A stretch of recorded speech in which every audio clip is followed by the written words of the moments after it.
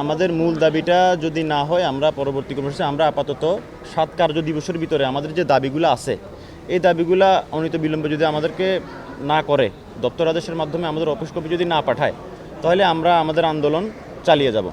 দাবি যেটা আমরা যেহেতু আমাদের উপদেষ্টা ডাক্তার ইউনূস স্যার যেহেতু আমাদের মন্ত্রণালয়ে বসছে আমরা ইনশাল্লাহ আমরা স্মারকলিপি দিয়ে আমরা ডিজি মহোদয়কে নিয়ে আমরা ডাক্তার ইউনূস স্যারের কাছে আমরা বিষয়টা নিয়ে আলাপ আলোচনা করব। আমরা ওই পর্যায়ে যাচ্ছি। আমরা সমন্বয়কারী যারা আছি পূর্বাঞ্চল পশ্চিমাঞ্চল মিলে আমরা কেন স্বরাষ্ট্র মন্ত্রণালয়ের আন্ডারে থাকবো না এই বিষয়টা আমাদের মূল দাবি। এই বিষয়টা নিয়ে আমরা ঊর্ধ্বতন কর্মকর্তার সাথে কথা বলতেছি, ওনারাও আমাদের সাথে একমত জানাইছে বিষয়টা। আমি বাংলাদেশ রেলওয়ে নিরাপত্তা বাহিনীর সদস্য সাদ্দাম হোসেন। আমার বন্ধুরা আছে, সহকর্মী যারা আছে অসংখ্য ধন্যবাদ। আমরা বৈষম্য